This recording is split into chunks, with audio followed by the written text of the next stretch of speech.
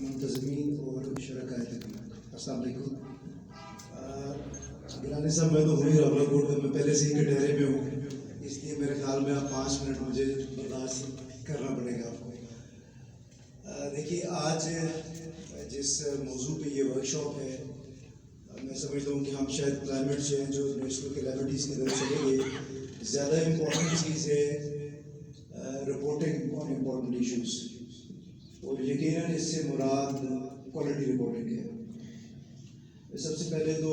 اس حوالے سے PIC کو اور جو ہمارا گورنمنٹ آف پاکستان کا جو information department, ministry of information broadcasting ہے، اور ہمارا جو آزاد کشمیر کا جو انفارمیشن ڈپارٹمنٹ ہے، ان کا شکریہ ادا کرتا ہوں کہ ایک انتہائی اہم موضوع کے اوپر ایک ورک شاپ کا انعقاد کیا۔ ہم لوگ کیونکہ عموماً جو میری آپ کی آبزرویشن ہے وہ یہ ہے کہ ہم لوگ تربیت سے، ورک شاپ سے، ٹریننگ سے جلدی بھاگتے ہیں۔ ہم فوج میں عام طور پہ کہتے ہیں the more you sweat in peace, the less you bleed in war۔ تو آپ جتنی اچھی تربیت حاصل کرتے ہیں اس کے ڈویڈنڈس آپ کو جو ہے وہ میدان میں جب کبھی آپ اپنی پروفیشنل رسپانسبلٹیز ادا کرتے ہیں تو آپ کو وہ نظر آتے ہیں بہت واضح طور پہ۔ تو اس کے لیے میں آپ کو، ناصر صاحب، آپ کو، آپ کی ٹیم کو، اور جس کا بھی یہ برین چائلڈ تھا، اور سب کو مبارکباد پیش کرتا ہوں کہ اسے کہ انتہائی اہم موضوع کے اوپر آپ نے ورک شاپ کا انعقاد کیا۔ گیلانی صاحب نے تو پیاری باتیں کہیں کہ آپ ہمارے آنکھ ہیں اور ہمارے کان ہیں۔ میں سمجھتا ہوں کہ یہ کوالٹی رپورٹنگ ہوگی تو آپ ہمارے ناک بھی بنیں گے، ہماری شرم بھی بنیں گے، ہمیں آپ پہ فخر بھی ہوگا، اور یہی کوالٹی رپورٹنگ ہوگی تو میرے خیال میں زیادہ اہم یہ ہوگا کہ آپ ہمارے دست و بازو بنیں۔ ہم نے ایک دوسرے کے ساتھ جو ہے مل کے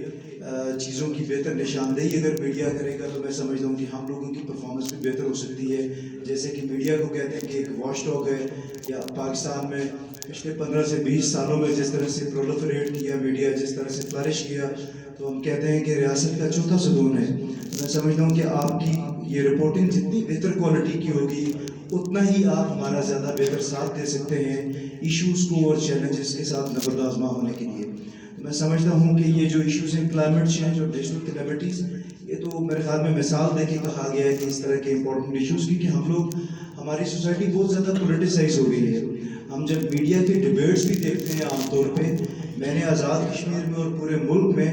بہت کم اس طرح کی رپورٹنگ دیکھی ہے جس میں اس طرح کے ایشوز کو ٹیک آن کیا جائے، بلکہ اس کے فضول ایکسرسائز سمجھا جاتا ہے۔ کلائمیٹ چینج کے اوپر میں سمجھتا ہوں کہ ایجنڈا سیٹ ہوا پچھلے 5 سے 7 سالوں میں پاکستان میں، جبکہ باقی پوری دنیا میں اگر آپ US کی بات کریں تو یہ 1993 میں ایل گور نے اپنی وائس پریزیڈنٹ کی کیمپین کے اندر اس ایشو کو سب سے پہلے اٹھایا اور نہایت ویمنٹلی اس نے پرسو کیا کہ ہمارا بیسک ایشو جو ہے وہ کلائمیٹ چینج ہے، جب شاید یہاں پہ کسی کو اس طرف اس کا دھیان ہی نہیں تھا۔ تو اسی طرح سے میں سمجھتا ہوں کہ اب پاکستان میں آ کے ان چیزوں کی باتیں پچھلے 4 سے 5 6 7 سال میں شروع ہیں۔ تو اس طرح کے ایشوز کو میں سمجھتا ہوں کہ ہمیں جو لوکل ایشوز ہیں میڈیا کو اس کو اٹھانا چاہیے، کوالٹی رپورٹنگ کرنی چاہیے، اور ہمارے پاس سب سے امپورٹنٹ چیز ہے وہ ڈیٹا ہونا چاہیے جس میں میڈیا ہماری مدد کر سکتے ہیں، جس کی بنیاد پہ ہم فیصلہ سازی کر سکیں۔ میں آپ کے پاس آنے میں مجھے تھوڑی سی دیر بھی ہوئی، اور جو جس طرح سے وقت کی قیمتی ہونے کی بات کی، میرے خیال میں انہوں نے بڑا درست فرمایا تھا۔ آپ کا، میرا، ہم سب کا وقت، اگر ہم اس وقت کی قیمت کو جان لیں تو میرے خیال میں اس سے امپورٹنٹ کوئی چیز نہیں ہے۔ تو آتے ہوئے جو مجھے 5-6 منٹ کی جو تاخیر ہوئی اس کی وجہ یہ تھی کہ کوئی ایک اٹلی سے ملانو کی ایک ٹاؤن شپ کے ایک میئر تھے، وہ آئے ہوئے تھے یہاں پہ راولہ کوٹ میں، تو ان سے ملاقات تھی، تو میں ان سے ان کی ٹاؤن شپ کے بارے میں پوچھنے لگا، تو وہ اتنے ویل ورس تھے اپنے ایشوز کے ساتھ کہ اسے پتا تھا کہ ہمارا ویکلی کتنی گاربیج کلیکشن کی کیپیسٹی ہے، ایوریج ہاؤس ہولڈ کتنا گاربیج پروڈیوس کرتا ہے، اس کی صفائی کرنے کی کیا استعداد ہے، اس کا ٹیکسیشن کا کیا نظام ہے۔ اور میں سمجھ رہا تھا کہ اگر اس طرح سے کام کرنا شروع کر دیں اور اسی طرح سے اپنا ڈیٹا کلیکٹ کر کے اس کے اوپر اگر بہتر فیصلہ سازی کر سکیں تو میرے خیال میں ہم بھی آنے والے وقتوں میں بڑا پراؤڈلی یہ چیزیں کسی کو بتا سکیں گے۔ اور وہ یہ بتا رہے تھے کہ ان کے شہر میں 30 سال پہلے یہ ایکٹیویٹی اس طرح سے سٹارٹ ہوئی، انہوں نے انویژن کیا کہ ہم نے میونسپل سروسز کو کس طرح سے آگے لے کے چلنا ہے۔ اور آپ یقین کریں کہ میں دل میں